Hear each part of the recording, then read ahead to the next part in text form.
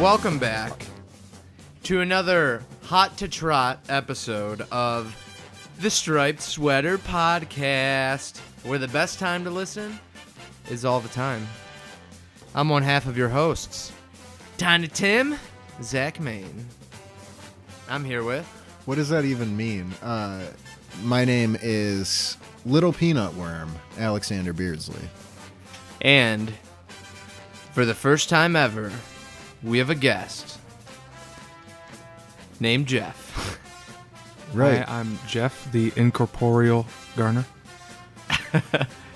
So welcome to the show, Jeff. It's great to have you on. Thanks. I'm glad to be here. We're here to talk about MuscleBob BuffPants and Squidward the Unfriendly Ghost. But before we get there, there's probably some things we should talk about. A little preamble. You know, just who the heck are you, Jeff? Just some guy that knows one of the hosts and is a casual fan of SpongeBob. Which one of the hosts is your favorite? I'm going to go with Alex. Yeah, that's me. We just met today. Yeah, me too. Seems like a cool dude. He's fine. Well, thanks, pal. And, yeah, you also listen to the show. Yeah, Right. I'm mostly current. I haven't listened to the most recent one, but... You're the biggest critic that we've ever had. No one else really critiques us. They just say that we're the best in the world, and then we should keep being the best in the world. But you, on the other hand, think that we should kick rocks at times. Sure. I'd say best this side of the Mississippi for the continental United States. I don't know about the Alaskan and Hawaii and SpongeBob podcasts. I'll take it. So, before we get into the episodes, I thought we should talk about WrestleMania, because some people will probably want to hear something about it. At the time of recording this, WrestleMania was yesterday. As we've said on the show all the time in the past, Zach and I not only are fans of professional wrestling, but are also independent professional wrestlers ourselves. And so Used to be a tag team. wrestling is a thing for us. Yeah. WrestleMania. It's like a Christmas for a wrestling fan. It's like a 7-hour event on a Sunday. I really only wanted to bring it up for one reason, because the people that I were with... Wait. Wow. The people that I was with yesterday watching it, one of them said that Miz's dad looked like a real-life version of SpongeBob's dad. And he kind of does. Yeah, I think that's almost fair to say. He's like this really old dude with like a mullet, and he was trying to save Shane McMahon from beating up his son, The Miz. I thought you said Mrs. Dad, and I thought it was a Mr. Mom sequel. Oh, wow. It's the prequel. Oh, the reboot. Yeah. Starring Diane Keaton. But we're both kind of in the same boat that we thought WrestleMania was pretty good. I mean, there's been mixed reactions to every WrestleMania they put on, but as an entertainment piece, I think it was good. It gave some things to the new fans, the old fans, the good guys, the bad guys, a little bit of everything. Yeah, it felt to me like they really were like, I don't know, it felt predictable, I guess, at best, in a good way, though, because all the people that you wanted to win won, and for the most part. And his history was made a few times by the winners, which is cool, you know? Yeah, you know. First Irish-born superstar to win the title in the main event. Yeah. And the first women's main event. That was very cool for Becky to go up, you know. That was pretty exciting. And Kofi, the first and African... Kofi, right. Not only the first African champion, but the first black superstar to win the WWE title in the main, or just in WrestleMania. Yeah. It was cool. I don't really have a whole lot to say about it. Matches were great. The guys and gals in the ring really did their job. Yeah, they did good. When I watched the Royal Rumble, I couldn't believe how sloppy the wrestling was. This was a lot better, so that's good. They should do good on WrestleMania. What'd you think, Jeff? Oh, I saw that Kofi Kingston or Kofi, however you want to pronounce it. Kofi. The biggest wrestling I'm not deep into it, but I heard good things. It wasn't From a us? Roman Reigns retiring the Undertaker. Right. I didn't get that level of drunk because of it. Roman Reigns wasn't even on the card, was yeah, he? He beat Drew McIntyre. Oh, okay. Yeah, I must have not been paying attention for that one. Mm-hmm. But not something that really interested me, I guess. That's how wrestling goes. You don't have to like it all, but there is something for everybody. That's the beauty of it. Now, who are your guys' favorite current contemporary wrestling superstar favorites? In the WWE? One for each of you. Yeah. We're not talking WCW. I don't even know if that still exists. Well, there's, we know we have a lot of friends and people we know a long line of people that wrestle. So, Alex might like some guy who wrestles in the trailer park for... No, I'm talking WWE. Yeah, I like... Formerly F. I like fucking cool hipster Japanese wrestling, Zach. Right. I don't know what you're talking about. Well, I'm just saying... We're not talking about kaiju wrestling. Right. Top ramen. Top ramen. I would have to say no homo Daniel Bryan. Straight up. Yeah, it's hard to disagree. I've always been a big Daniel Bryan fan, and I feel like he's untouchable right now. Even though he lost, I think going into it, he was untouchable, and they did what they did because it was a big crowd movement, and, they just wanted some feel-good moments. But I think Daniel Bryan can't be touched. It was some definite, the fans really willed like the winners on, and it feels like it hasn't gone that way in a long time. But last night was probably the most reminiscent feeling I've felt personally at WrestleMania to WrestleMania 30, which was like a huge high, like turning point for me and my interest in wrestling. It was like when I started to get back into it was like WrestleMania 30, and it was on my birthday. I think my 22nd birthday, maybe. So Daniel Bryan, and that was Daniel Bryan, of course, winning the titles. I don't think a main event will ever top that.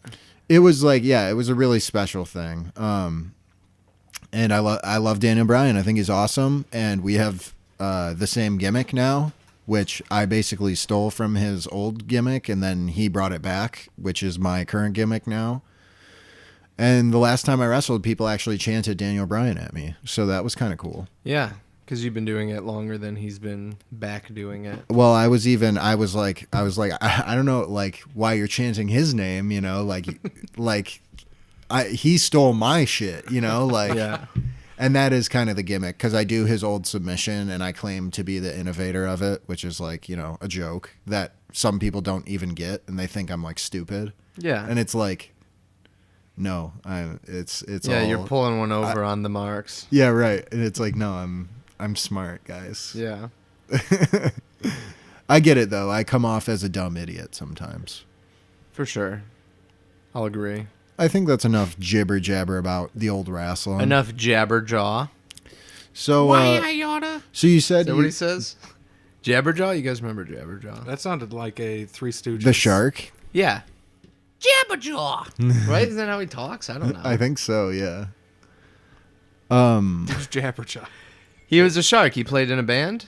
It was Are like you acting surprised to... Yeah, it was like an old cartoon. It's from that run of cartoons with like Josie and the Pussycats and that fucking car that talked. It was like and it would like talk. Old Hanna-Barbera. Yeah, Hanna-Barbera shit. Yeah, for sure. Okay, anyway. Did you guys ever hear, I just want to say, the Jabberjaw song by the Groovies? Hurry up. That's it. This just is really my good. favorite SpongeBob podcast. It's a great, we should watch it after. It just like kicks you with nostalgia if you look that up. It's like got the characters like running around a lunchbox. Does it slap? It does slap. Nice. Okay. Bet.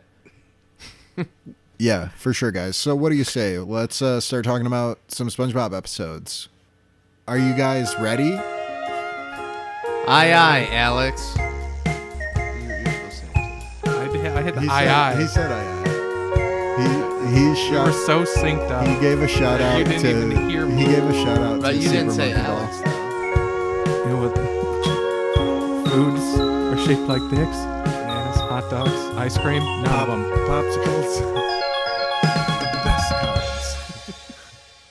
And we're back with MuscleBob BuffPants, one of the most remembered episodes in SpongeBob history. For you?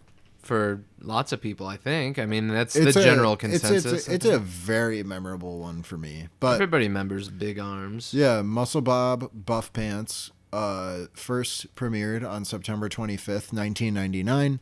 It's 11 minutes long on the nose. Storyboard artist was Eric Weiss, and storyboard director was Ennio Torreson Jr. It was written by those two gentlemen along with Mr. Lawrence, animation director Edgar Larrazabal, and creative director Drymon. Drymon. Drymon. And yeah, that's the dude. That's his name. Derek Drymon, Double D, the dopest dude in Bikini Bottom. This episode starts off with SpongeBob at his house, and we can see there's a mirror in front of him, and he's flexing. Yeah, he's flexing in the mirror.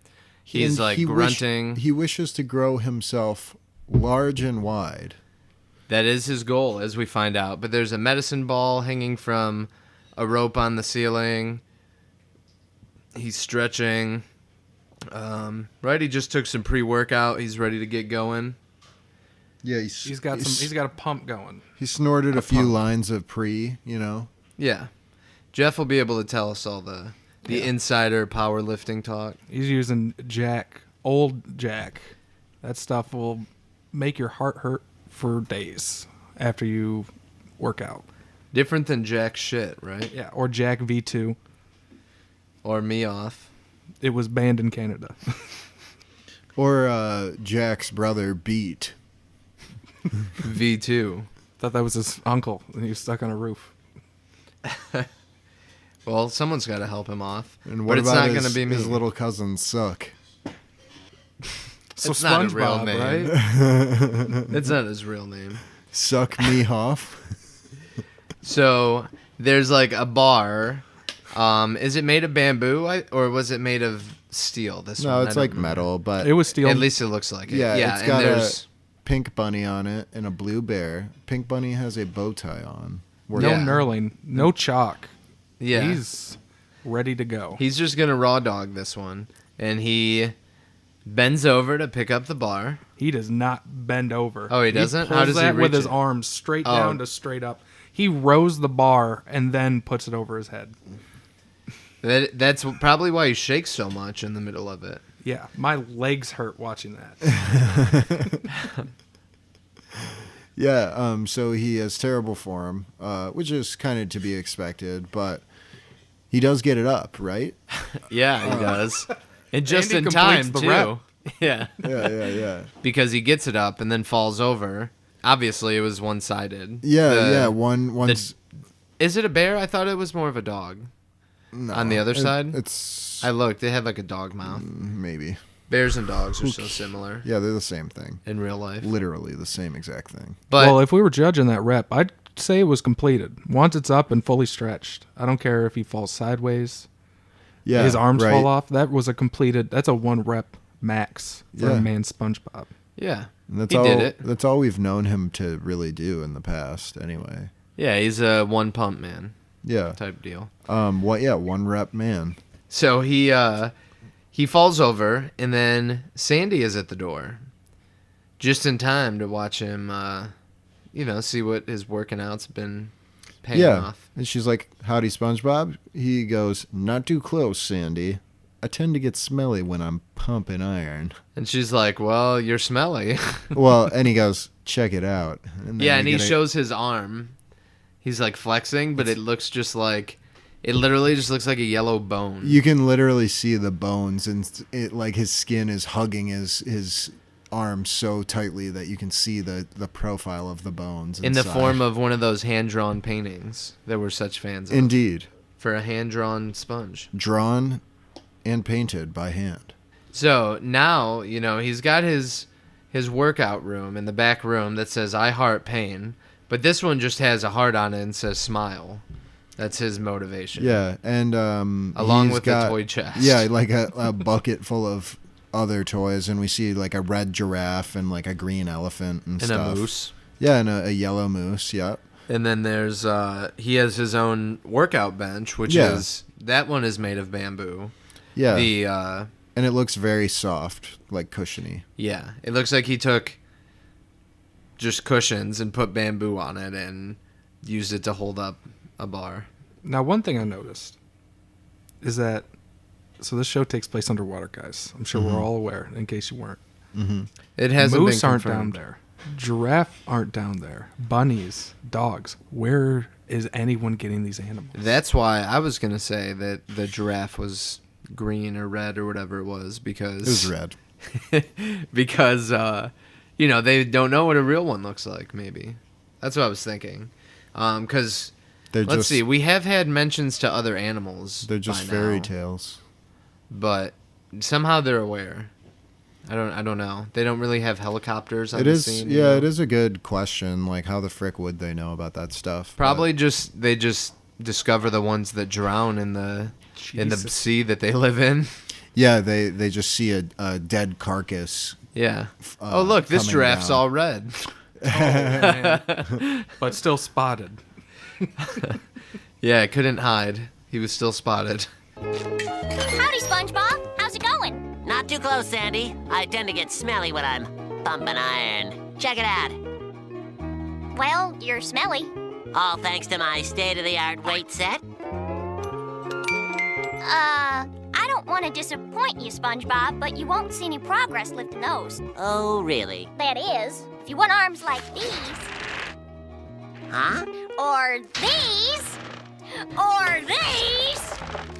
And she flexes, and it's like a real arm, a real human arm imposed onto the frame. It looks like the big buff arm from the meme that's like the two buff arms. Schwarzenegger. I was going to say that, right. Yeah. It's the Predator, the Dylan, you son of a bitch. And then they flex, and they in-air arm wrestle. The biggest fucking arms you ever saw in your life. A black man and a white man coming together over a common thing. And to fight the Viet Cong in the jungle and then get killed by an alien. Yeah. That is hunting humans for sport. Just to clarify. But Sandy has one of these arms, too. But not only one of them.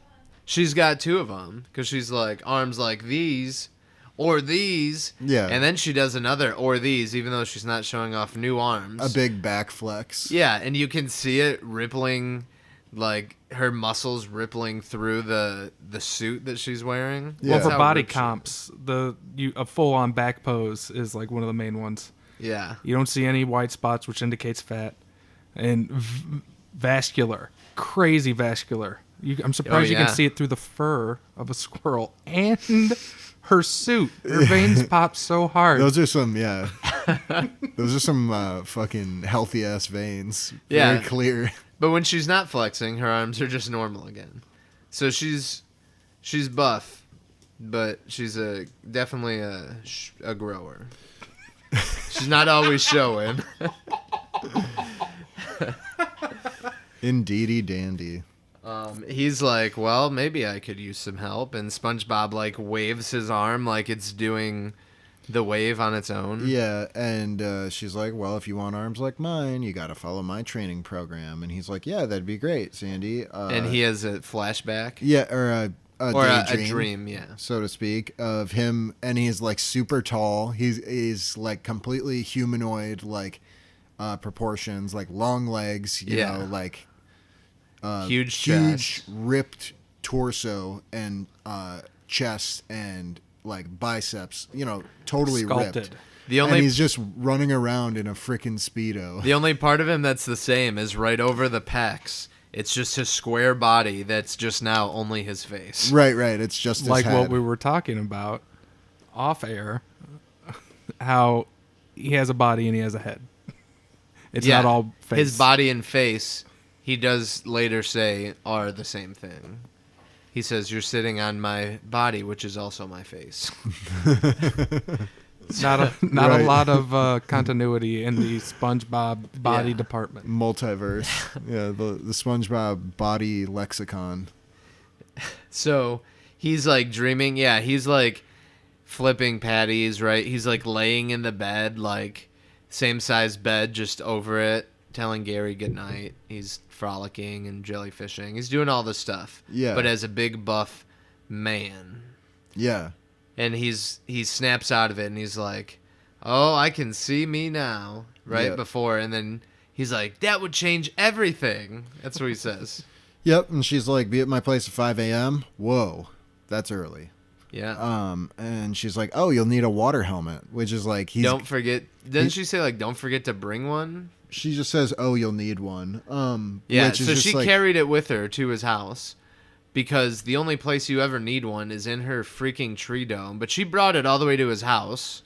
Yeah. Throws it on his head, and it doesn't even fit. It's strange. Like, it's a strange thing. Anyway. Trying to kill my man.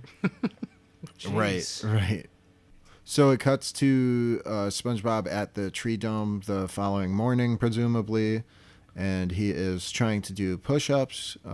Sandy is coaching him on, so to speak. And... yeah, he's having a hard time with this push-up. And it's sort of, the shot is sort of framed in a way to make you think that he's done a lot of push-ups already, and he's just struggling to get that last one out. And then he's really struggling, his arms are wobbling, and he's giving it his all. He finally gets up there, and he counts 1. And then his body falls and his arms stay in place. Yeah, and then his little sleeves slide down his arms, too. It's a cute little bit of animation. And the struggle that he had in there was just so graphic. His teeth were seconds from just disintegrating. He was clenching so hard. He needed that one. His it only teeth were takes one. seconds from disintegrating. Yeah. That's such a good way of saying it. Oh, man. Jeff has his own radio show. Don't you know? I don't. It's great. It's because I made it up. Oh, sure.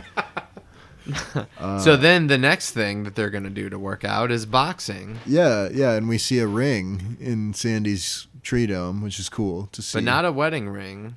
No. Not suffer ring. Well, there is suffer ring. Not a sumo ring. No traditional onion ring. I mean... But it is a boxing ring. But not just a regular boxing ring, but almost homemade. Only one rope going across. I don't know what that's going to do except make it a little bit inconvenient for people to get in. At that point. Yeah, with acorns on the top of the turnbuckles. The ring posts, yeah. It's cute. It's very good place. Attention to detail. Well, I'm really thankful for the artists. They put a lot of work in. I will agree because I also really like the canvas is like picnic cloth pattern on it. Yeah, a lot of different tones. It's a nice touch. Yeah, and it's kind of like patched together. It's like a bunch of picnic cloths patched together, which is cute. And it is right. It's homemade, right? Like we said. But I always remember this scene specifically just because of how funny.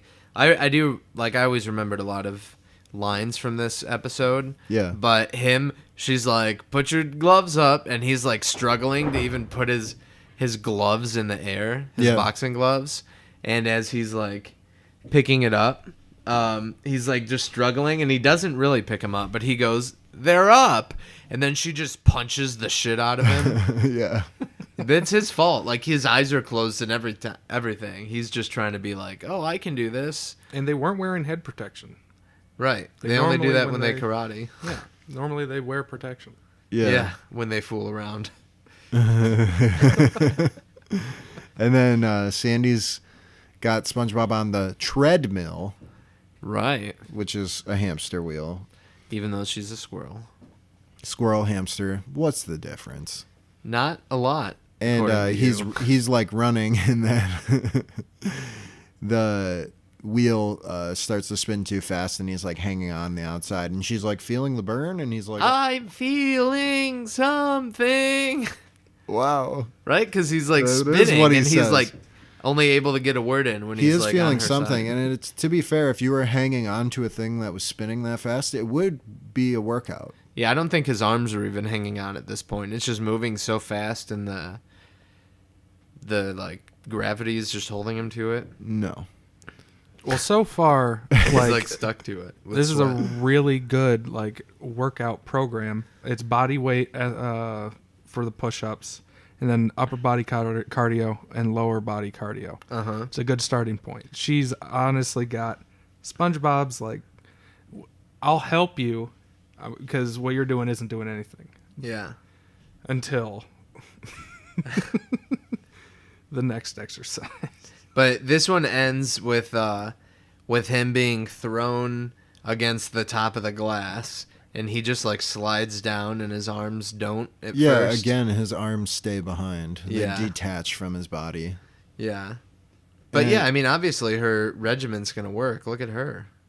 Yeah. Obviously, there's a further steps past the next one that has to be. Right.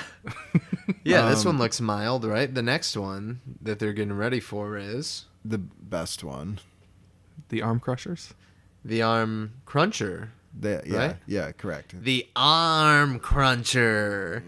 And it is just, there's like two little, it's like a thing that you would walk up to, like on a table-ish, and then there's, is it like a big, whatever the table's made out of, then there's two bars that you'd put your arms in so that you can't move them. Yeah. Like on the front and back fastening. Put your arms through like, what are those things called? The fucking...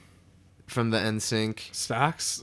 Stocks, yeah. Like stocks, kind of. Like you put your arms through and they're like locked in. Yeah. And then there's like gloves. And then there's just this like pulley system with ropes, and then like cinder blocks. 2 cinder blocks that like come down and literally would like just crush your arms. Yeah, one and then the other. They would crunch your arms for sure. Yeah, crunch them. Yeah. And SpongeBob just remarks, "This squirrel is trying to kill me." Now, it would probably be the easiest exercise for SpongeBob to do because he's a sponge, and in a later episode, we know he just doesn't feel pain. It wouldn't hurt him, right? Yeah, it would be the on his easiest body. Exercise. His arms, though, they'd fall off constantly. Yeah, and he's not screaming in pain when his arms come off. To be fair, his arms grow back if they fall off. We find out later for sure that happens. If he was more ripped, would his arms come back more ripped? Yeah, I don't know. Or would he have to restart? An interesting question. Right, they would probably start from square one, I would think. Square one. But anyway, yeah, then we get a great gag of cartoons where she's walking SpongeBob to the arm cruncher by hand. Yeah. And then he's out of frame, and then she looks over, and she's just holding a landline telephone at this point. Yeah. For you kids who don't know what that is. I think we did talk about a landline phone already on here. A little bit, maybe. But it's a phone that is connected to the house by wires. Yeah. And then not like a cell phone. And then the telephone signal comes through like power lines and shit. Yeah, and you can't use the internet at the same time. Yeah. It's federally regulated in the United States to where you only, if you want to get a landline installed, it costs a flat rate. Like you can be out in the middle of nowhere and it'll only cost you like $20 to get somebody to run lumber and lines. Really? Yeah. That's interesting. Yeah. It's the same price for everybody. But she's just holding it, and he's like, "Oh yeah, thanks, Sandy. I'll have to try it next time." And you can see him at home. He's like on his shell phone, and then he lays down, and he's like, "This working out thing isn't working out." Yeah. And he's just like, his arms are throbbing, and he's just giving little ow, ow. He's definitely sore. That's when we hear the TV. Right. It's almost as if it's calling out to SpongeBob. Also, he's laying in his bed, and I don't know if there was a TV in front of his bed before, but Gary is like laying next to him, not saying anything, but he's on the area where his alarm clock his night side barrel. Yeah. This working out thing isn't working out. Ow. Ow. Ow. Hey, you! Whippy, whippy, whippy. Oh, I'm a little peanut worm. Are you too much of a whip to work out? Are you a weakling? Built like a sponge? Well, now you too can have muscles. Huh? With anchor arms! They slip on like a glove. Just add air. How big do you want them? Normal? Veiny? And for the ladies, hairy. I was a wimp before anchor arms. Now I'm a jerk and everybody loves me. So order now, wimps. Wow, now that's a good idea. So this is great because it is calling directly to him, right? It's like, hey, are you weak? Are you built like a sponge? Yeah. Like, oh yeah, I think SpongeBob is. It basically references him by name, essentially. And I also like the shark in the commercial too, because he's got like a super ripped chest and abs and stuff, but his arms are like super skinny, which is why he needs but it's like you couldn't get a super ripped chest without having some kind of arms, you know? Like, it's kind of silly. But he only does chest day. He just, I don't know what the heck you could do to not have your arms grow at all while you're working your chest. But this is a children's cartoon. Yeah, so this guy is selling anchor arms, which you can see him. He slides these pink things on his arms. Just like sleeves, yeah. Yeah, and then they inflate, and they're big muscles, and they both have an anchor logo on them that looks like a tattoo on the outside of the forearm. Yeah, you can have them normal, veiny, and for the ladies, hairy. Yeah, so they have like, they just change shape, and then they can even grow hair. It's like pretty funny. It's pretty ridiculous, but yeah, it's good fun. Do you think ladies would enjoy hairy arms over big veiny arms? I think that's, I don't know. That's like a personal preference thing, I would assume. Yeah, right. But I don't know. Maybe at one point in time, hairy was considered, more masculine, therefore more desirable or whatever. I'm not a big fan of girls with hairy arms. Well, they're also not trying to sell to women. They're trying to appeal to men. And if they can't get arm definition, they're probably like, well, women like hairy arms, so you want to get the deluxe hair edition. And they like pink, but they don't say that. Because they only come in pink, we find out. And nobody mentions a word that SpongeBob's arms are now sausages. Yeah. Right. Well, this is before he gets them. Spoiler alert, he gets them. Yeah. And real quick, too, I just want to say I love the line, I'm a jerk. Now I'm a jerk. Everybody loves me.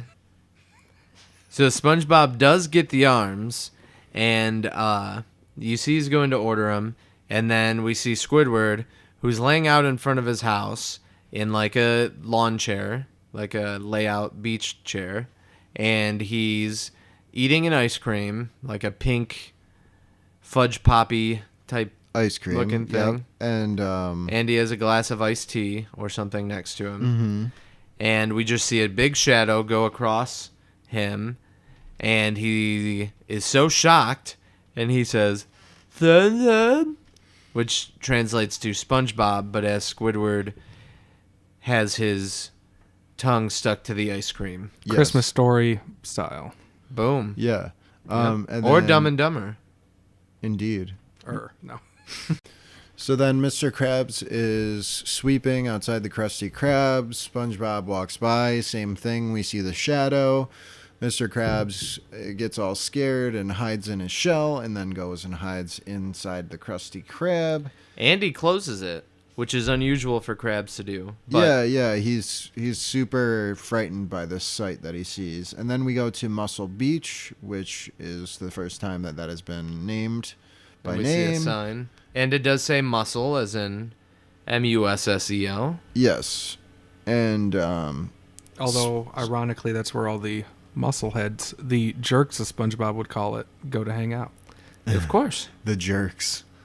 Yeah, the cool guys. They're so cool. Yeah. I want to be a jerk. There was a thing we used to say when we were kids in elementary school. I don't know why. People would be like, "Are you cool?" And they'd be like, "Yeah, I'm cool." And you'd be like, "Oh, what are you, a constipated, overweight, out of style loser?"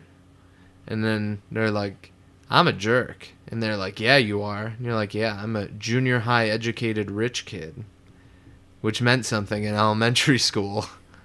That's apparently you wanted to be at least smart enough to be in junior high and be rich. I vaguely remember that. It was just a dumb thing. See, I was just so dumb. Big fan of Teenage Mutant Ninja Turtles 2, The Return of the Ooze. So, what's cooler than being cool? Ice cold. I can't hear you. I said what is cooler than being cool? All right. And so now we're here with SpongeBob. Yeah. Yeah, he's at Muscle Beach, and shake it like a Polaroid picture. Overhead pressing, shoulder work. Yes. So then there's a few fish working out. One of them is like doing side curls. One of them has a bar and is doing an overhead press. But then they all look over and they see SpongeBob, and they're so shocked that he like drops the big weights on their feet, and they just go, ow. Like they kind of don't even realize it, because they're so buff. And then Gold Team Rules is there too. The joke is that they're so fascinated or enamored with SpongeBob that they don't really notice that they're hurt. And that's when we see SpongeBob has huge ass muscles, anchor arms. Yeah, and people are like, "Whoa, is that you, SpongeBob?" And he's like, and this is where he says, "Who are you expecting, Tiny Tim?" And he flexes and knocks Gold Team Rules and another guy way far away. Like, so his arms are functional. They are able to send people for a ride. Yeah, right. And they are longer than his body. His feet are off the ground, and he's now walking with his arms. Right, yeah. He's able to walk on his arms, right? Because his feet wouldn't even touch the ground. Yeah. And Larry goes, "Dude, you're ripped." And then he puts both of his arms up, and they spell out the words in big 3D block letters. Thank you. Yeah, I've been working out. Yeah, I've been working out. Excuse me a second, and then he flexes more. Yeah, he does a little twist. He twists his arms all together, ooh, whatever he's doing takes some technique. He does a bunch of different little stuff right there, and then anyone for the juice bar? Yeah, and he one of them's a pineapple-y looking drink with they would have an umbrella, right? And one's just yeah, they're both different cocktail drinks. And he's pointing over toward one way. He's trying to be real cool now that he's got the muscles. I like that gag a lot. This chair's totally broken. I'm leaning back. It's the only thing keeping me. And then we're outside the juice bar. Scooter, the cool surfer, that guy is I'm telling you, he's huge. And then Sandy is there, and she's like, Has anyone seen SpongeBob? He's oh, you mean MuscleBob BuffPants? Oh, that's the name of the episode. She's like, ding, ding, ding, ding, ding. She's like, yeah, sure. And she knows where he's at and goes to see him, and he's telling the people his strategies. I start out with 20 raw eggs every day, but hey, that's just me. Sounds like salmonella poisoning. Yeah. I never did that raw egg thing. I've never had a raw egg in my life. I don't eat eggs anymore at all. But we should have had a raw egg before recording. We can after. Yeah. My treat. No. and it's just great, too, because he's like, working out is my life. I remember when I used to look like that guy over there, and there's just a wimpy looking fish. Yeah. And it's just funny, too, because he's so, cocky immediately. Yeah, and this guy's he's just there to get juice, and now they're kind of laughing at him. Well, yeah, I mean, it's not nice of SpongeBob to single that guy out, but it's also just funny because it's all he did was buy these arms, and now he thinks he's the shit, and he's totally already immediately taking He's got the control. Bravado. Yeah. Those arms aren't the only thing inflated. His ego. Yeah, there it is. It is. It's a euphemism for his ego. Euthanasia for Euthanasia makes you kill your pets. But that's not the only person he makes fun of, is it, Alex? No, because Larry's laughing. He's like, "Oh yeah, you used to look like that guy."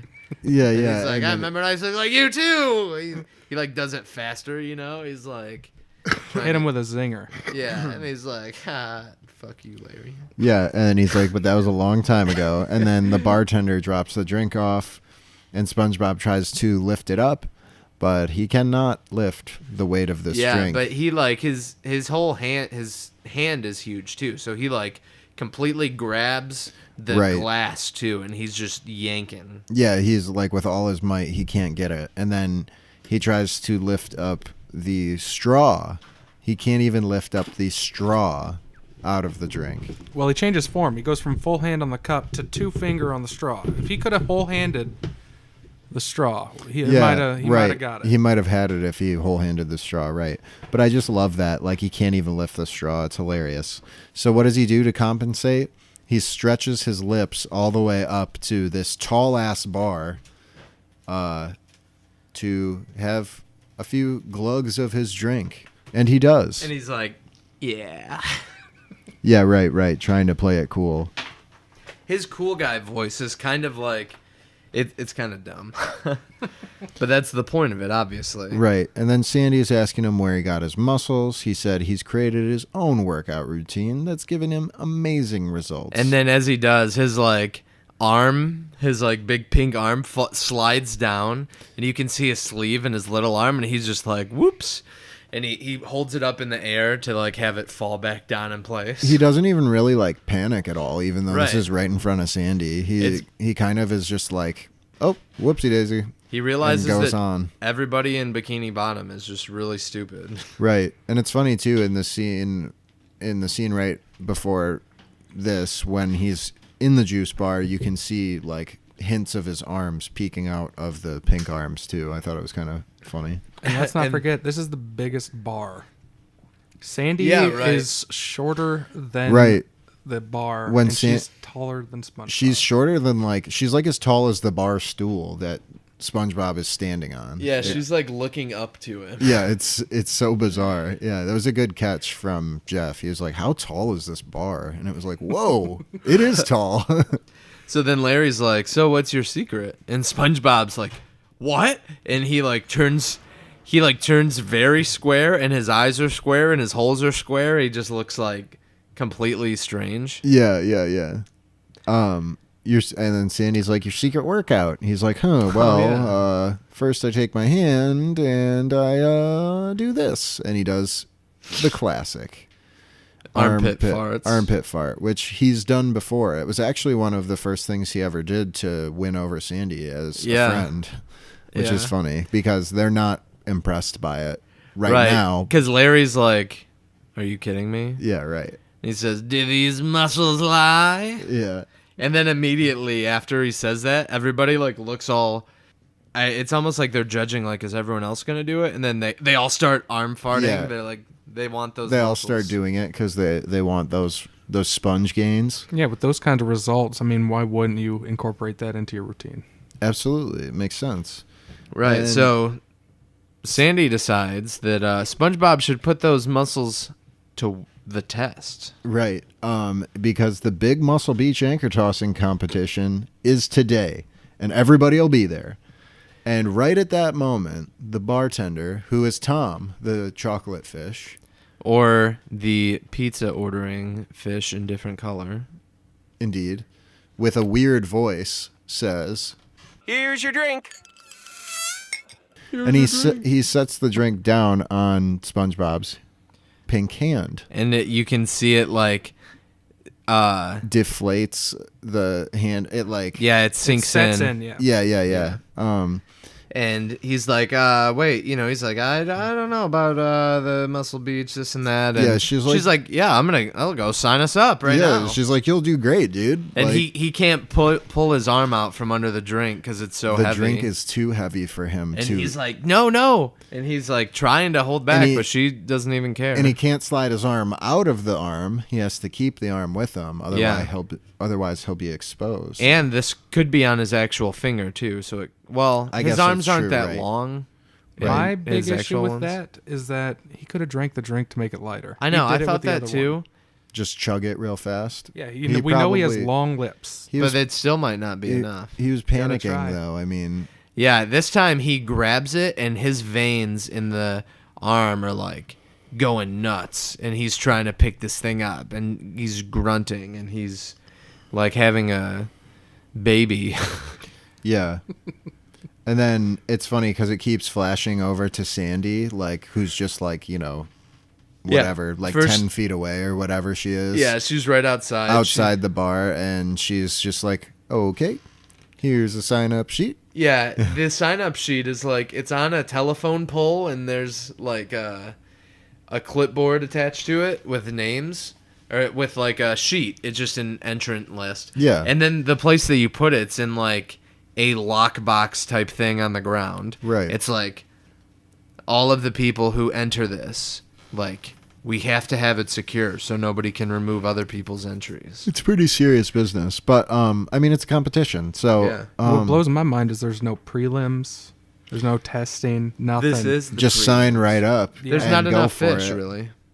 Anybody, crabs, Pearl could probably chuck that of decent length. Yeah, that's true. But I like how she goes, the delivery of the line when she says her own name as she's writing it. Right. She She goes, Sandy Cheeks. Yeah. It's just funny. Because she's like, and it's like slower too, and then SpongeBob's trying to go and she says his all at once.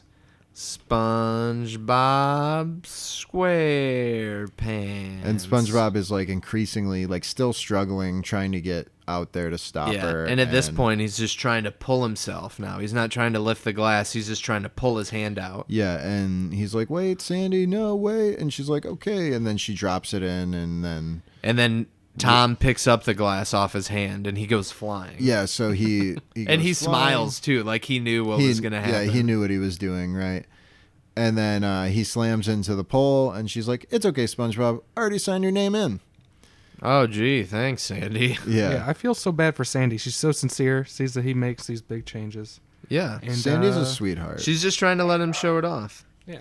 So we get to the contest. Yep. And first, the announcer's great. He's like always, you can tell it's not super professional because first he's like, are we on? Right. It's like, oh, welcome to the 8th annual, anchor toss. Right. The production's not super well organized. Yeah. And it's like they're in a stadium, but he's in like a press box. It looks kind of like it'd be a high school, like, track field or something. But we see the contestants, and a few of them are doing the arm farts. Right. The crowd's also doing arm farts. Yeah, and they're cheering for SpongeBob. And then we hit back to the press box. Can I get mustard on that? Yeah, he's like, can I get some mustard on that?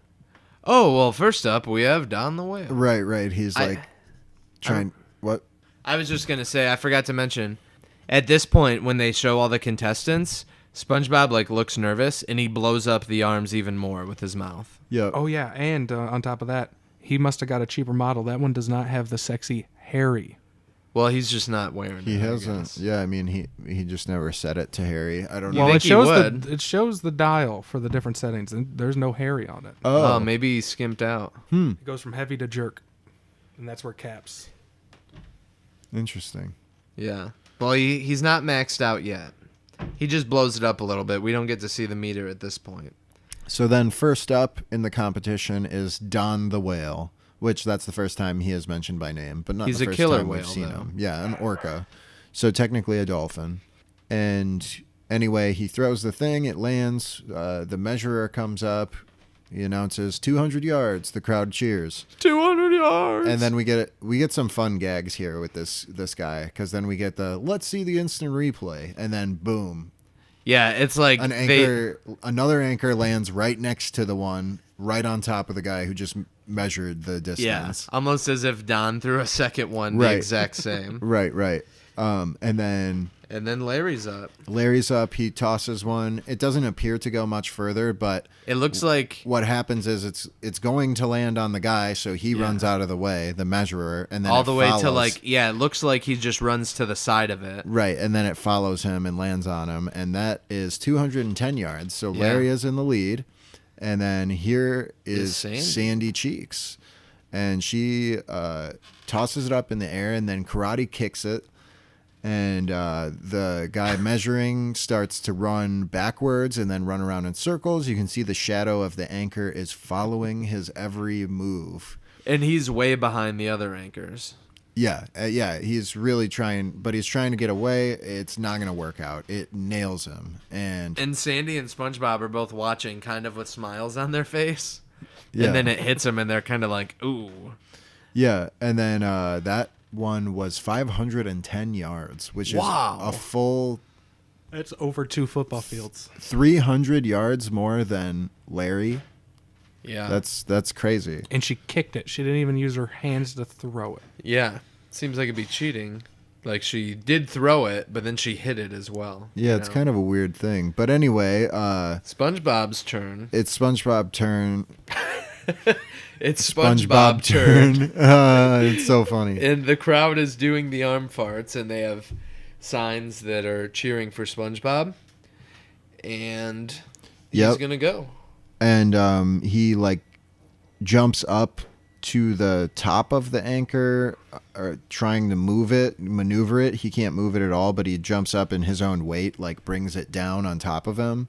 He's like, just kidding. Yeah, he comes up and he's like, just kidding. And everyone's like, oh. And it's funny. It shows like Sandy and Larry and they're all like, oh, man.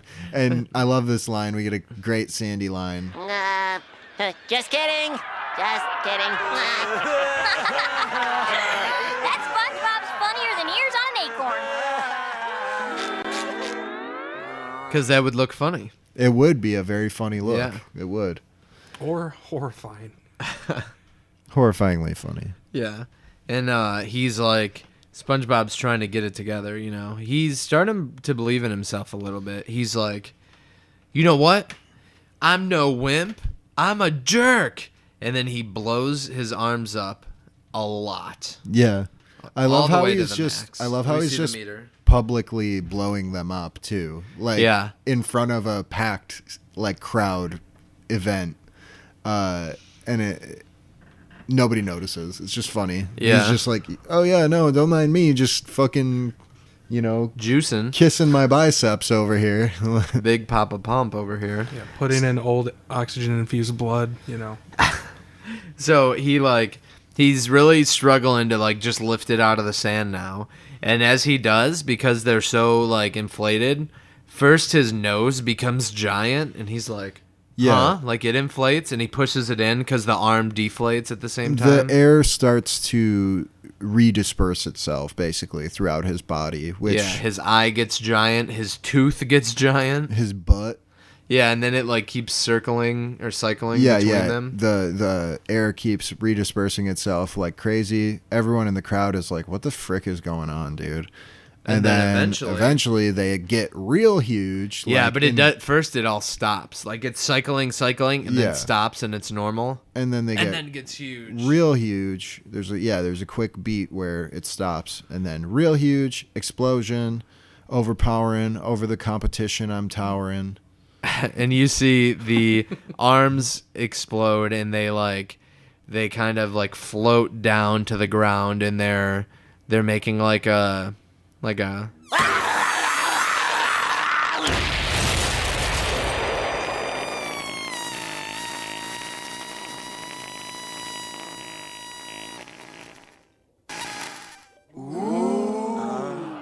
think he lost. Penis noise. And then what? I don't know what kind of a noise does a penis make. Oh, I get it. That's the noise. Put up the noise from the beginning when he's struggling to push up. He's crying. No, penis man's crying. He won't stop throwing up. He's sick. He got real fucked up. Now, before his arms blew up, I wanted to point out that when he was shifting between like the air going in all the different places, before that, they were leading up, and they would make a noise every time that it transitioned the air, and it started revving up. And then I believe it started holding on single frames for a couple frames, and then switching frames. And they were letting the audio do the motion, so they kept making the noise, making it seem like it kept happening more than it was visually occurring. And because as it's cycling through, we see the crowd, and they're still chanting because it's the cadence of everything changing. They're also doing SpongeBob, and it's all one big thing because it does cut back to him. Yeah. But they're on the ground. They're deflated. It's sad. SpongeBob has no arms, and then we just see the crowd, and it's great. The main guy in the crowd in the front, he's I think he lost, and he's smiling still though. And then the crowd all goes nuts. Sandy. They even have a big picture of her. They He's he brought it just in case. They flip their signs around and it's Sandy on the other side. They didn't know MuscleBob was going to compete, so they originally brought the Sandy signs, but then they had to They had to call an audible and write SpongeBob signs. Yeah. And then Sandy just doesn't even say anything. She just walks up to SpongeBob and he's all nervously. Yeah. And she just starts tapping her foot. Yeah. And then she does a come with me type deal. Yeah, she points her thing and it's like a Scooby-Doo Hanna-Barbera type sound effect. It's she does it and it's ding ding ding ding.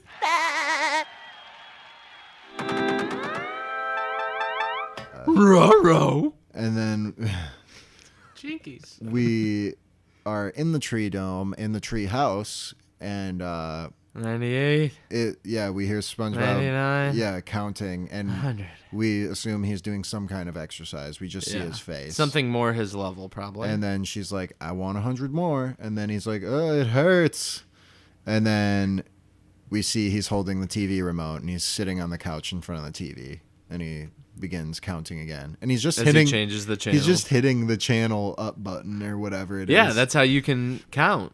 And it's all static, isn't it? She doesn't have the TV down there. I think it is all static between the channels. You don't see what's on the TV, but you but can it hear doesn't- the static. Yeah, there's static at least at one point. Right. It doesn't sound like there's I mean, any once you get into the programming. hundreds, he hit 100. So then it's 101, 102. Who's going to put channels up there? This is the late 90s, brother. Yeah, but There's channels up He's there. getting to the blurry porn sections. yeah. This is the start of their love relationship. Yeah. Well, they are sharing a chair together. She's got her feet up. He's got his arm down. Yeah, and then he, he tries to get a little sneak peek of her. So his arm falls off because it's so worked out. And then he gives her a little. I think we finally found an exercise for you, SpongeBob. 9, 10. Can you get that? Drop my pencil. Yeah, not that he's But he sore. doesn't say it like that. I He did does it not- because he's sore and only has one arm. It's not sexual at all. It's just funny and cute. It's just a cold close. What do you rate that episode, sweet Zachary? I don't know. It's one of the greats. It is to SpongeBob what Ric Flair is to wrestling. So it just yells woo a lot and does a lot of chest slaps? Oh, maybe that's more the bubble technique one. Woo! Yeah, right. Bring it around. I really like this episode a lot. I don't really know. I'm not good at the whole silly rating thing. But I really like this episode. It's a really memorable one for me. Really enjoyed watching it again a lot. Wanted to point out, though, it is very similar to Ripped Pants in just the whole premise Theme and of structure. it, basically. SpongeBob getting over. SpongeBob Right. Getting over, being getting a under, heel. and then having to Have pay. sex with Sandy. Yeah, so he can, because he really wants to have sex with Sandy. If I had to rate it, I'd rate it 45 out of 50 arm farts. Well, good thing you don't have to. Thank God. You guys are dumb. So You can't because there's no time. We have to move on to. we are super crunched for time, so we are going to move right on to. Yep, we don't have time, so we are definitely We not going to are put in any very- filler anymore. We are very low on time. We're gonna so move we should on. Move on very quickly. Yeah, Very we're gonna- quickly? How quickly are we As moving on? Quickly as we possibly can to I the think- next thing. We need to stop stalling, all right? The next thing we say has to be the line of the episode. Or the title of the episode. Wow. You wrecked it. Are you ready to say it? It is Squidward. 3. Okay. 2-1. On 1. 3, 2, 1. Go. Squidward. And now. And come on. now. We don't have time. Squidward. Jesus, they're going to kick us off the air. How much more time do we have this recording studio for? Yeah, right. This is going to be WrestleMania. We're going to be here till 12:30. I pay $2,000 an hour for this recording studio. God damn it. And they have those freaking dogs upstairs all the time. Why did we rent above a groomer? That's hilarious. Joke. It's the best. It's the best studio $2,000 can afford. Why do we have to record in Ann Arbor on the top of the Trump Hotel? So Coordinates. They hear us. They're telling us, move on. The crowd is getting antsy. move on, fuck faces. Squidward the Unfriendly Ghost. Play on Casper the Friendly Ghost, which was a great show that I would watch. And movie. The movies were more what I would watch. You know. Me too. This is my party. I'll die if I want to. Yeah. As opposed to get high if I want to, as the original is. No, that's not what it says. The original is definitely I'll cry if I want to. I'll cry if I want to. What one's right? Well, that sounds like a jerk song that you were. Yeah. What jerk song? Yeah. You don't know that one? You're a jerk. Is this an Afro Man Weird Al collab? It was around the same time the Casper movie came out. That's why I put the two together. Gotcha. This is my party. I'll get high if I want to. That's great. It's like they were doing drugs instead of just crying. Doing drugs at the party? Right, you like, don't say. Why would you cry during a party? But you would probably if you want to. Hey, maybe you're fucking tripping balls on LSD or something. You need to fucking cry. Maybe you'll die if you want I've had to cry without the use of drugs, so it happens. Yeah. It's an emotional time for some people.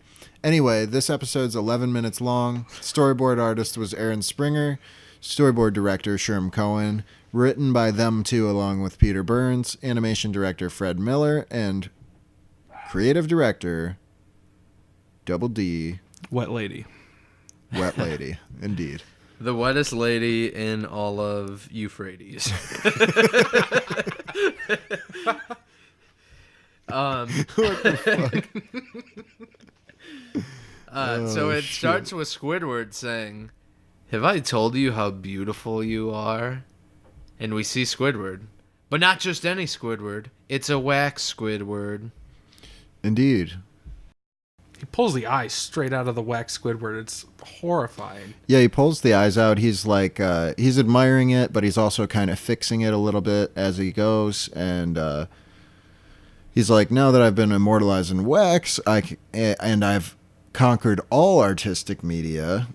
And then we see all of he has like a hedge that he trimmed to look like him, and he's got a neon sign. A neon outside sign of like a liquor store. Right, a neon sign of his face and pottery depicting him as like a story Egyptian. Around the edge. Yeah, like Egyptian looking pottery. Yeah, so he's in the Da Vinci pose. Yeah, the Da Vinci like flying Man. machine thing or Theory of Man, whatever it is. I don't know. I'm not an expert.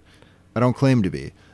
And anyway, he's just admiring his work, and then suddenly we hear some ruckus outside. And the boys are out there playing a little game. Yeah, and you could think it was a Saturday because it's for the boys. Yeah, this game is for the boys.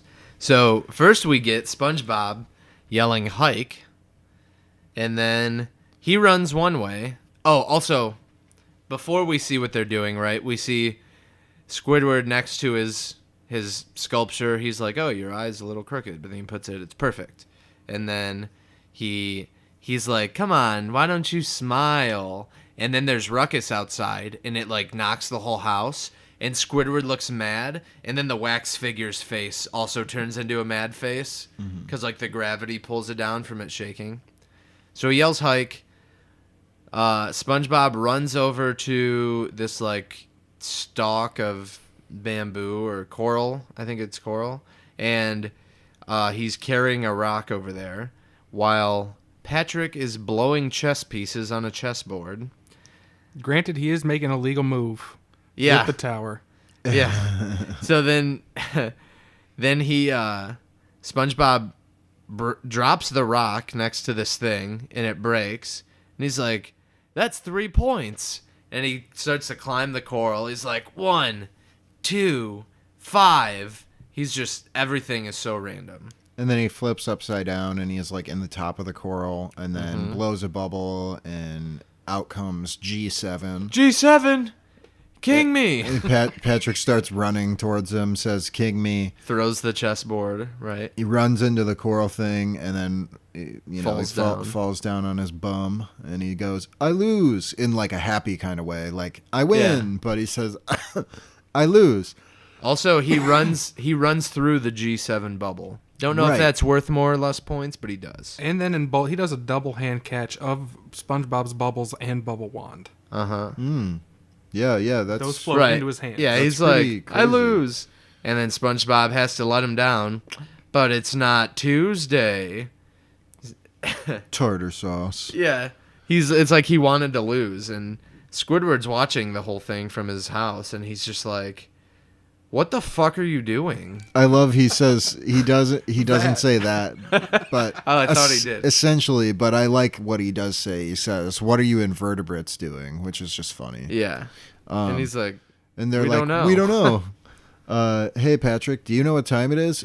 And this is Squidward being a jerk. And he's like, oh, yeah, Squidward. And Patrick just happens to actually be wearing a watch. Yeah. And he goes to check it, and he pours out all the bubble solution out onto his tummy. Yeah. Which is just like a mean joke from a mean old man. And before Squidward. He can even answer, he's like, time to find some other game to play. Yeah. And then Squidward sets the mood inside his house by running a bubble bath and turning on his favorite Kenny G record, which is right next to him. It's pretty close. And then they're like, hey, you want to toss the shell around? And so what SpongeBob does is he winds up like he's going to throw a disc, and he throws it directly point blank into Patrick's stomach, and it shoots out, and it goes right through Squidward's open window. And it hits the wax figure and knocks it on the ground. Yeah, and it's funny because they're like chasing after it. So what they do is they decide to just let themselves right on into Squidward's house via the elevator to get upstairs. They go up the elevator to get upstairs into the room where the shell would be. And it has a window on it. So it's like either the window's only in that section that you can see by the elevator on the backside of his like ears, that we saw, or it moves up with the house, which I don't think it does because never seen his windows move. It must be, I think it would be like the ear. It would have to be. They notice the wax figure down on the ground with the shell in its head, and it's a little bit beat up, but they mistake it for Squidward. Well, Patrick remarks, bonus points, doesn't he? Yes. Nice, yeah. And then they pull the shell out of his head. Yeah, and he doesn't look so good. And he's like, I think something's wrong with Squidward. He looks unconscious. And then Patrick decides to try to give Squidward CPR. By just putting his mouth on his nose and blowing until his face is purple. Yeah. And no tilting of the head. Yeah. No opening of the airways. No closing of the nose so the air doesn't go out the nose. Yeah, he's just got his mouth directly over his nose. And he does it so much he like starts to float, right? Like the air like whatever. Well, first he turns purple. Right. First turns purple, then the tip of his head like pops up. and then his whole body inflates and he's floating. He falls down on Squidward's onto face. Squidward, ass to face. Never go ass to mouth. Ass to face. SpongeBob shed a single tear. SpongeBob's like, get off him, and he's like, what are you worried about? And we see a great close up of the wax painting now with two huge butt cheek prints where his head once was. One on each eye. Would you call that a wax painting? Is that what I said? Yeah. You know Wax what I meant. figure, The sculpture, statue. whatever. It's just funny because what is that, you know? Well, I think there's wax paintings. Kind of like on an envelope when you pour wax onto it and then you imprint something, molds, stuff like that. You can make It works. You But that's you not could what make this art is. with This it. is It the checks shape out. of a man. It carries. Squidward Yeah. has huge, like, circles around him, and his eyes are huge. He's really messed up. But Patrick's like, I'm sure he'll be fine. So He looks a little cold. Yeah, he still feels cold. Yeah, so they move him to the sunlight, and he immediately starts melting, and they're like talking about. He says, the Patrick is here. Yeah. Yeah. He has to go return some videotapes. Right, but they put him by the window. Yeah, we have and we have a good line also. The Patrick is here, and SpongeBob, I know a lot about head injuries. Believe me. Hey, what's that on your shoe? I don't know. It kind of looks like Squidward! Patrick is here, and SpongeBob, I know a lot about head injuries. Believe, and then he just starts like drooling, totally like loses consciousness. His brain shuts off. And SpongeBob snaps his fingers in front of his face, and then he comes back to it, and he goes, me. Which leads us to believe that maybe he played football in high school. Potentially. Or he's a wrestler. Do we think he has a high school education? Well, he did go to community college went to with community Flats, college, right? So We don't know that yet. Sure, we know it. But we know that. But he also attends school with SpongeBob. Yeah. Maybe. It all remains to be seen. But then Patrick's like, hey, what's that on your shoe? And we also didn't say in the MuscleBob BuffPants episode, we didn't even mention that he was wearing a Speedo and his dress shoes. So remember the last episode and put that in your head, kids. But yeah, what's on his shoe? Why, it's melted Squidward. And he's like, it isn't working. Because they're like, we'll help him. And they like start molding it up, the wax, like to make his face. And they're doing a pretty good job at first. Well, before that, Squidward powders up. Right, yeah, we see Squidward getting out of the shower. He's got his towels. He's powdering his nose and his face. Looking real ghost-like. Yeah. So they're like trying to do the sculpture thing. It falls, and then they're like, it isn't working. And then the eyes turn like face down. So it's like, oh, he's dead. And they're like, oh, man. And it bubbles. Yeah. He's like, man, Squidward's pushing up daisies. And Patrick's like, oh, good. I thought he was dead. Which they mean the same thing. Pushing up daisies is a saying to explain that when you're in the ground, you're, I've only ever heard it on SpongeBob. Giving back to the ground. Yeah, really? I think Yeah. that's. I mean, I've heard it. I've heard of it, but that's where I learned it was from this episode for sure. Yeah, and then Squidward comes in, and this is probably what starts the confusion because he remarks, what have you done to me? Because that is him, right? And SpongeBob and Patrick are both real freaked out because they both automatically assume that this is the ghost of Squidward. And SpongeBob's like, spare us your ghostly anger. Yeah, Squidward's giving his little monologue. He catches on and he starts to play it up. He says, now do as you're told, lest ye incur the wrath of Squidward. And then he hisses too. He does like a in the middle of it. Yeah. He tells them that they need to do his bidding and they need to tickle his fancy. Cool. And SpongeBob's like, does that include... And he like stops him. He's like, silence. I wonder what he was going to ask if it included. You know, Squidward's fancy is a big area. Possession. Anyway, we now we're outside and SpongeBob and Patrick are carrying Squidward on the... What is it called, Jeff? During the episode, I called it a dais, but it is actually known as a leader. And then even more specifically, because it is Roman, it's a palanquin. Oh, wow. Look at you. You did a little research. That's great. Now, do as you're told, lest ye incur the wrath of Squidward. I think they make a cream for that now. So they do take him. So immediately, first thing he wants to be carried. Yeah. And they carry him.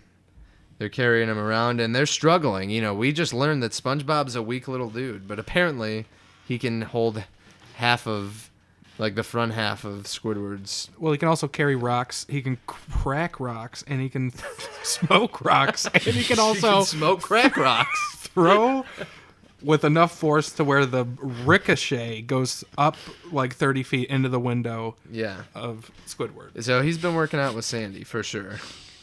So he's like, no, this area is too dry. Or no, he says it's too wet, doesn't he? And then they walk over to this thing that's like fish, and they have, it's like it looks like an old-fashioned art piece. They have like old dresses, and they're doing like a can with their knees. Yeah. The most highbrow visual joke that has happened in SpongeBob yet. Yeah. To date. This is right. It's such a weird. We did research on it to figure out what this was, because it's such a weird reference, but it's reference to the painting La Troupe de, what the fuck? It's MLLE. Malay? Malay. Milady? So it's a reference to a painting called La Troupe de Malay Elegantine by Henry de Toulouse-Lautrec, which is what Squidward says. He says Toulouse-Lautrec. Yeah. And then there's like a drum. Ba-dumps. Yeah. To let you know it is a joke, because none of the otherwise people you would not it, know that You'd it's a joke. You'd think it was more nonsense. Yeah. They're probably laughing as the people, like, with the fish heads and stuff, the kids are, and like maybe the adults get it. Yeah, so I feel like there would be some adults who have like a really strange background and know that like stuff, and just saw it on TV and were like, what the hell? Did they just mention that? And then like they thought it was really funny because it's so obscure. Right, yeah. Either that, or maybe it is very well known and maybe we're all just dumb for not knowing it. Uncultured swine. Yeah. I think most people don't. But it literally, instead on this, there's like a tennis ball and there's a fish.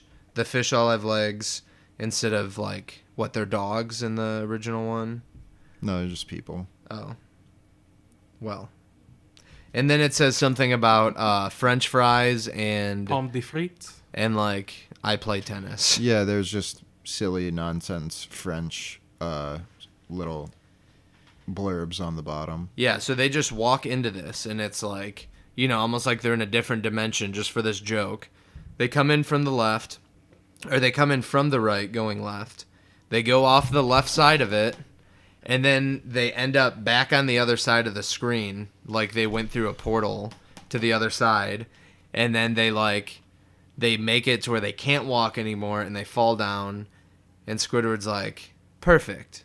But it was the spot that they started at before they went through this whole Toulouse French dude thing. This French high-end reference. Yeah. Which I think a lot of Squidward episodes have a lot of like architecture and painting references and nods. Yeah. Because, yeah, there's a lot of different styles of himself in his art room all the time. It's great. Yeah. Pointillism, like a tile picture, the Da Vinci copycat, and then, horticulture, I think it is. The art with the bush, shrubbery. Yeah. So, Squidward calls them slaves, and they say, yes, master. Fetcheth me some nourishment. Only the freshest, oh spooky one. A grape fresh from the vine, your ghostliness. A banana peeled to your liking, your incorporealness. One watermelon fresh from the manure field, your spookiness. Calls him the sporkliest. Yeah, he says a word that's not even real. And then Squidward's like, all right. He's like, I need you to get something that's hard to find. like a cherry pie, and then Patrick pulls out a pie immediately. Yeah, and he's from, like behind his back. Yeah, it's like, where'd you get that? I found it. It's like, well, go find it again. And he just chucks it, and Patrick like runs to get it, and then SpongeBob's left alone, and he actually looks kind of like really uncomfortable, you know? I mean, he's being a slave to a ghost. Yeah. So he's like, come on, do what I say. Jog in place. And he's jogging in place, and he's like, now say flank steak. Flank steak. You know, Squidward's starting to enjoy having slaves. Imagine that. SpongeBob, get over here. Now spin around. That's better. Now jog in place. Say flank steak. Flank steak. I think I'm beginning to like this. Stop. Now play me an elaborate song with this. But this is just a piece of tissue paper. Oh, my. Always have to have it our way, don't we? Oh, boo-hoo. I can't do it! Well, I hope you don't have any plans tonight, 'cause you're not allowed to leave that spot till I hear a song.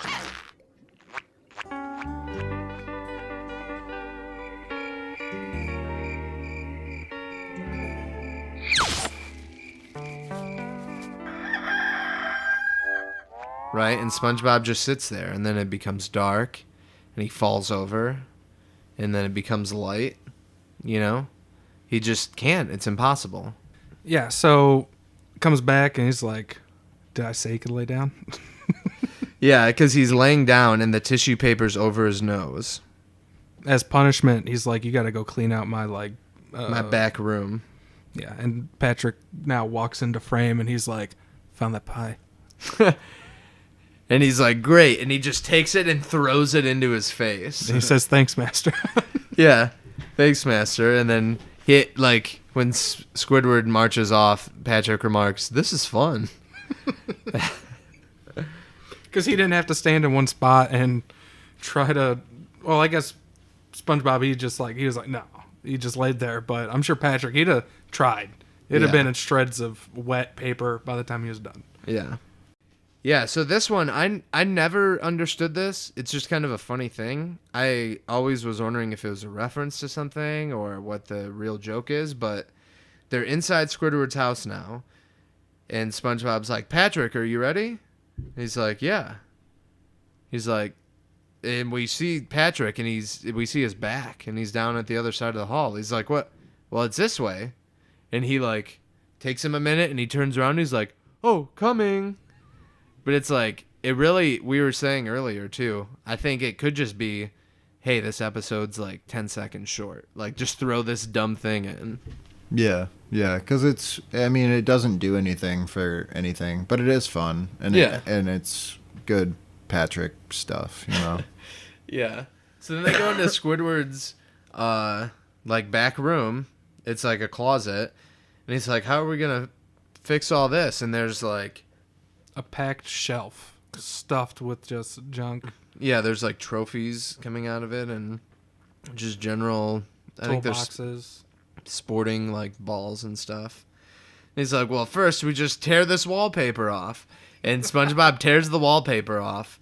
Lo and behold, all the garbage and like all the storage stuff was actually just his wallpaper. Yeah, what a strange choice for wallpaper. Yeah, it's great. It's a good joke. Patrick is like, you look like you missed some, and there's just like a book on the ground, and they pick it up and they start to look at it. It shows the origin of the Flying Dutchman, and how he was like used as a window display after he died because they never laid him to rest or whatever. So they get the idea that, well, SpongeBob gets the idea that they got to lay him to rest, and Squidward, yeah. Need to lay Squidward to rest, yeah. And he asks Patrick if he understands, and he says, we're going to go shopping. Because they show, like, there's pictures in the book Right. And there's him in the glass and everything. Of the Dutchman being shopped, so to speak. And SpongeBob is like, no, we're going to put him old Squidward to rest. Squidward is laying on the couch. SpongeBob and Patrick spitballs at him. And Squidward is like, what the heck was that? It's the first step of the ceremony. Yeah, which I don't even understand. It's just... Yeah, the initiation. What is that even...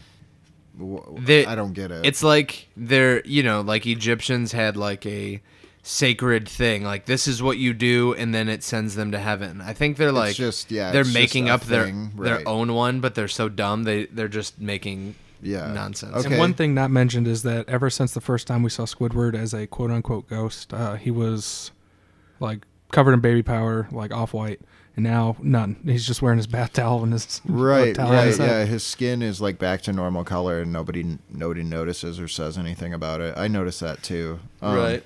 They're like, hey, the chores are done, and they show him the back room, and we see Squidward freak out, and then we see what's actually in the room. It's just a big coffin. They're like, get in. It's the middle of the day. Where do you go buy a coffin? Yeah, or they made it, But, Squidward's definitely like, no, I'm not, I don't want to be. It is like a Halloween, like, vampire type coffin, too. Yeah. It's not it could have like been in the storage somewhere, I guess, yeah. He's like, I don't want to be put to rest. And then he goes in there and they have the coffin. They're like, get in. He's like, what? No. And they're like, well, you said we could put you to rest.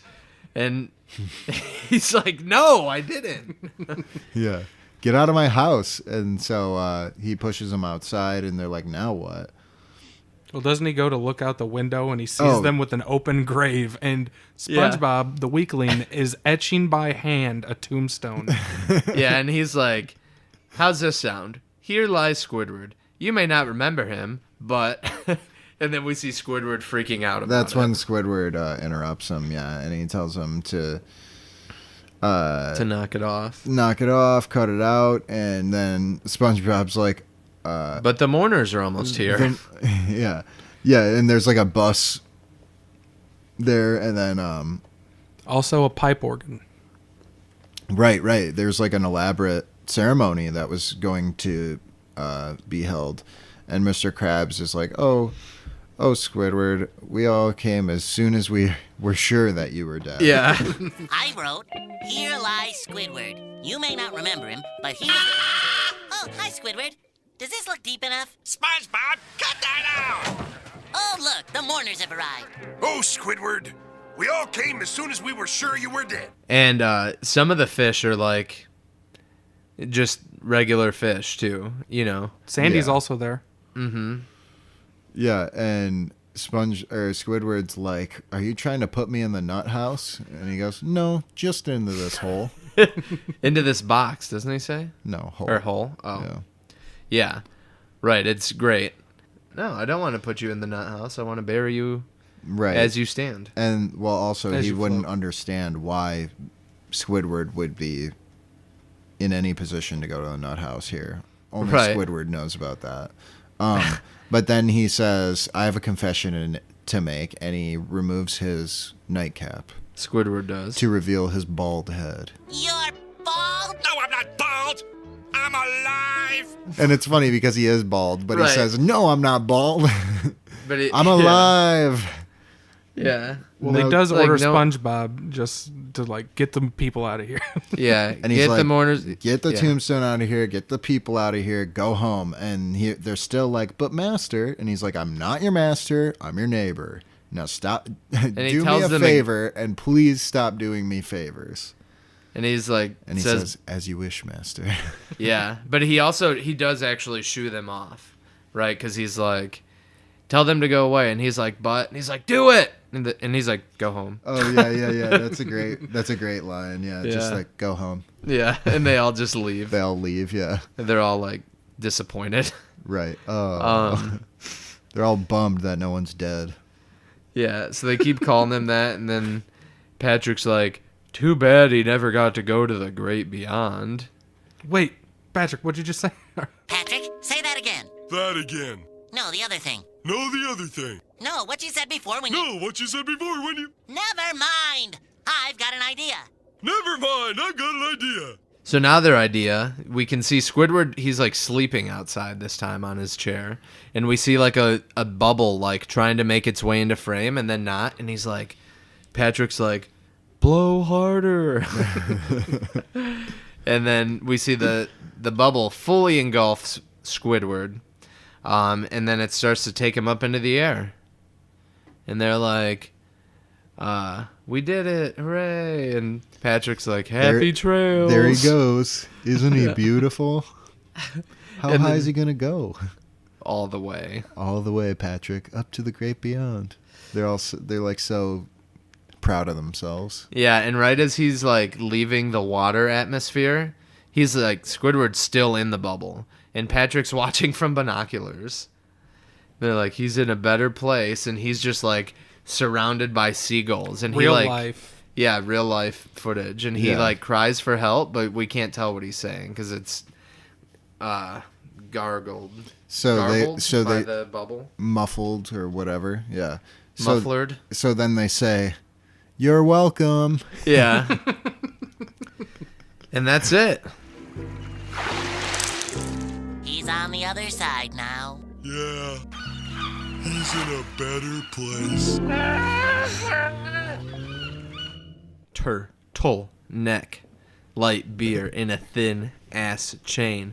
And that's it for that episode. I was wondering where you're going with that. I figured it out.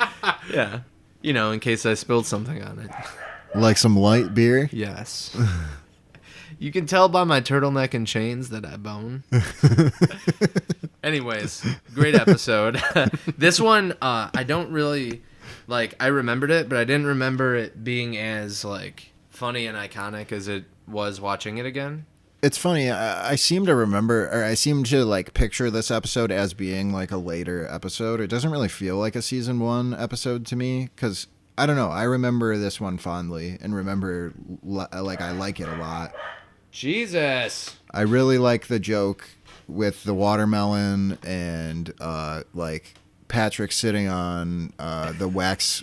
Like there's just a lot of like funny jokes, and it's just good Patrick. Patrick's really at his prime in this episode, I'd say.